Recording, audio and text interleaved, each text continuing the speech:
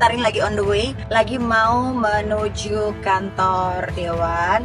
Hari ini Mimi dilantik, alhamdulillah. Pelantikan hari ini sebagai anggota DPR itu merupakan awal dari tanggung jawab Mimi untuk mulai membantu masyarakat kita yang ada di Amin, insya Allah sayang. Jika kami bermain-main atas misi besar ini, maka hentikan perjalanan kami. Saudara Bella Sophie dan suaminya diduga kuat telah mencari kredibilitas Partai Nasdem itu sendiri.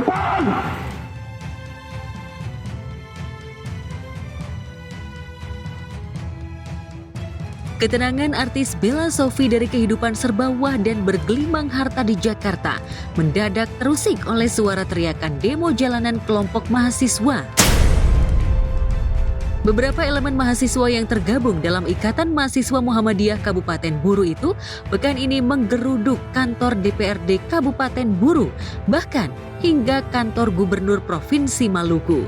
Mereka mendesak agar Bella yang kini resmi duduk di bangku DPRD Kabupaten Buru agar segera mundur dari jabatannya karena dituding tak pernah ngantor selama 11 bulan, bahkan dianggap tak pernah ikut rapat penting hingga tak pernah reses karena kesibukannya lebih banyak dihabiskan di Jakarta. Demo bahkan tak hanya meledak di kampung halaman suami Bella, tapi juga sudah merambah ke Jakarta. Kantor partai yang dinaungi Bella di kawasan pusat Jakarta pun ikut digeruduk ratusan mahasiswa yang meminta Bella untuk mundur. Ibu Bella Sophie, saudara-saudara sekalian, dia tidak pernah masuk kantor selama 11 bulan, saudara-saudara sekalian. Kemudian tidak pernah mengikuti rapat paripurna sebanyak 6 kali, saudara-saudara sekalian. Menanggapi isu desakan mundur dari jabatannya sebagai dewan hingga dituding tak pernah ngantor, Bella dan suaminya Daniel Regan pun buka suara. Bella mengaku santai menghadapi tuntutan mundur, apalagi sang suami mensinyalir desakan itu diduga dimotori orang yang berkepentingan menggantikan posisi istrinya. Dari awal Mimi udah siap buat mundur. Kita juga udah laporkan keadaan Mimi seperti apa ke partai ya. Cuman mungkin ini ya diduga ya Mbak. Jadi memang ya ada yang menginginkan Mimi secepatnya untuk mundur gitu ya. Bukan identitas, tapi ya bisa saja ya kan, bisa saja namanya memungkinkan untuk semua hal terjadi.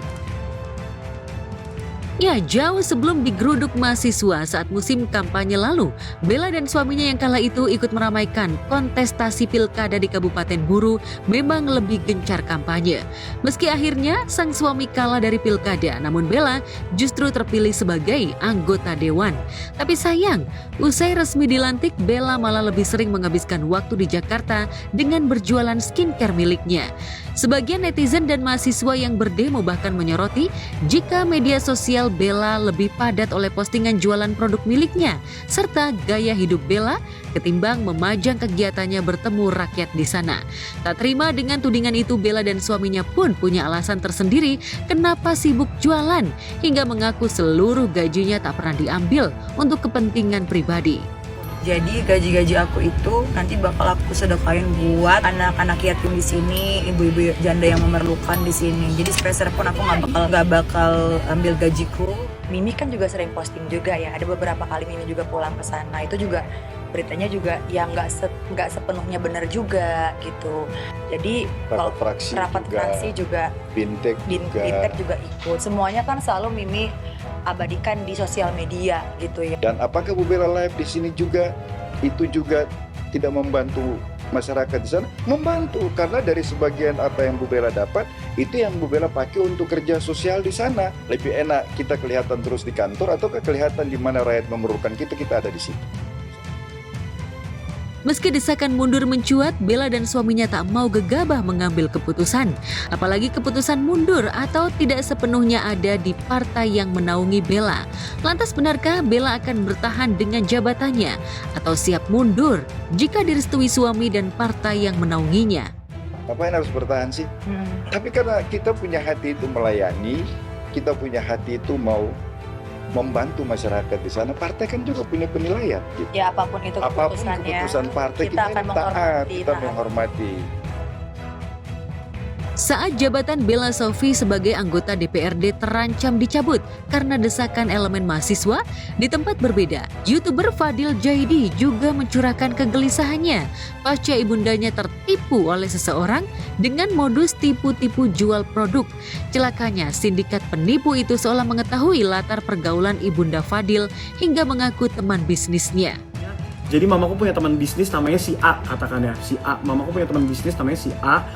Tapi udah lama nggak berkomunikasi. Tiba-tiba ada yang ngechat mama ya, itu dengan nama si A, foto si A ya, terus ngajakin bisnis lagi. Mama tuh kayak langsung percaya gitu dengan mau beli barang ini gitu. Akhirnya mama masuk uang yang pertama 2 digit, terus nambah lagi yang kedua 3 digit, dah habis itu orangnya hilang.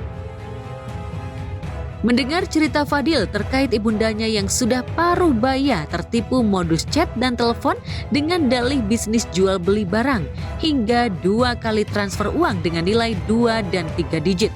Netizen pun geram dan meminta Fadil untuk segera melaporkan kasus penipuan yang menimpa ibundanya.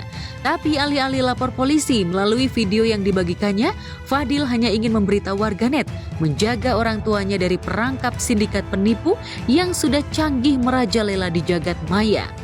Tapi ini sebenarnya aku ceritanya intinya aja karena gimana udah terjadi juga. Cuman yang pengen aku kasih tahu buat semuanya ya, hati-hati banget sekarang modus penipuan tuh ada aja, bentuknya tuh macam-macam. Jadi meski netizen mendesak Fadil agar melaporkan pelaku, tapi Fadil tetap bergeming dengan saran yang dilayangkan netizen. Maklum, meski sang bunda tertipu hingga ditaksir mencapai uang ratusan juta rupiah, barangkali uang sebesar itu bagi YouTuber sekelas Fadil tak membuat dirinya dan keluarga bangkrut. Sebaliknya, lagi-lagi Fadil hanya ingin memberi peringatan agar siapa saja yang punya ibu atau ayah agar waspada, karena serangan penipuan online lebih sering menyasar orang tua yang gaptek alias gagap teknologi. Gitu, mungkin orang tua tuh nggak terlalu melek sama teknologi gitu ya. Kalau kita kan mungkin up to date, kita bisa tahu gini-gini segala macam. Jadi buat teman-teman semua ya, dijaga orang tuanya. Kalau misalnya ada telepon dari nomor nggak dikenal atau SMS atau chat gitu-gitu segala macam, itu tuh harus hati-hati banget. Terus juga di tempat lain, ibunda almarhum Ustadz Jeffrey Al-Bukhari, Hajah Tatu Mulyana atau yang biasa disebut Umi Tatu, Jumat sore lalu tiba-tiba mendatangi Polres Metro Jakarta Selatan. Kedatangan Umi Tatu tersebut untuk menjalani pemeriksaan terkait dugaan penipuan haji dan umroh yang dilaporkan oleh jemaahnya. Bismillah. Nah, biasa masalah. Yang haji umroh itu betul? Iya. Mungkin prosesnya udah sampai mana sih? Nggak tahu, Umi juga baru. Ini pemeriksaan pertama Umi? Iya. Di depan juru warta, Umi Tatu memang tak banyak bicara apalagi klarifikasi ihwal statusnya sebagai terlapor yang dilaporkan salah satu jamaahnya. Pun ketika tim kami sambangi kediaman Umi Pipik Dian Irawati, mantan menantunya itu sama sekali tak mau merespon isu pelaporan terhadap mantan mertuanya tersebut. Lantas mungkinkah Umi Tatu terlibat penipuan haji dan umroh terhadap jamaahnya? Atau sebaliknya, mantan ibu mertua Umi Pipik Dian Irawati ini hanya menjadi korban dari travel umroh karena bertindak sebagai agen atau ketua rombongan? Bagian masalah ini nggak tahu juga. Ya, sepulang almarhum Ustadz Jeffrey Al-Bukhari, hubungan Umi Pipik dan sang mantan mertua memang boleh dibilang dingin. Tak pernah terlihat keduanya tampil bersama. Padahal kini mereka sama-sama menekuni dunia dakwah. Ikatan sebagai mantan menantu dan mantan ibu mertua itu seolah tak sekokoh saat almarhum Uje masih hidup. Lantas jika Umi Tatu terlibat dugaan penipuan haji dan umroh yang dilaporkan salah satu jamaahnya, akankah Umi Pipik berusaha membantu sang mantan mertua? Benarkah Umi Tatu lebih memilih menyerahkan sepenuhnya pada pengacaranya? Hari ini mungkin sama siapa Umi selain dengan hadir ke sini? Ada Ustadz Aswad. Umi Pipik hadir? Mak lah. Beliau nggak ada kaitan apa-apa. Umi Pipik sendiri tampaknya prihatin dengan apa yang menimpa mantan mertuanya. Apalagi kasus dugaan penipuan haji dan umroh ini tak main-main karena sudah dilaporkan salah satu jamaahnya. Meski prihatin, namun Umi Pipik memilih tak mau ikut campur atas kasus yang menimpa mantan mertuanya. Apalagi kini Umi Pipik tengah fokus mengurus masa kehamilan pertama putrinya Adiba Kansa. Bahkan saat ditemui kemarin, Umi mengaku tengah sibuk mengurus acara gender reveal calon cucu pertamanya. Assalamualaikum.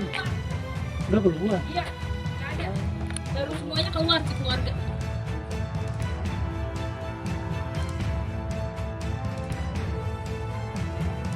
Ribet ya kalau urusannya tipu-tipu, ujung-ujungnya harus bolak-balik kantor polisi, harus jadi saksi, dan udah pasti jadi sorotan kan. Tapi ini secara Umi Tatu lagi dapat ujian, Umi Pipik pastinya kasih support maksimal. Dan ini juga menjadi warning bagi kita semua ya, untuk jangan gampang tergiur oleh iming-iming untung besar, apalagi perjalanan religi. Fokus ibadah aja lebih baik, karena juga lebih baik waspada loh daripada menyesal kemudian. Alright, good morning pemirsa. Sudah siap pastinya ya untuk mengupdate kabar selebriti paling hot hanya di Gospot bersama saya Donna Arsinta. And coming up next, KO dalam sekejap El Rumi tumbangkan Jeffrey Nicole. Ya, baru 38 detik udah tamat. Tapi nih katanya Jeffrey masih belum puas kalah di ring tinju dan masih mau tantang El Rumi untuk tanding MMA. Berita selengkapnya sesaat lagi tetap di Gospot.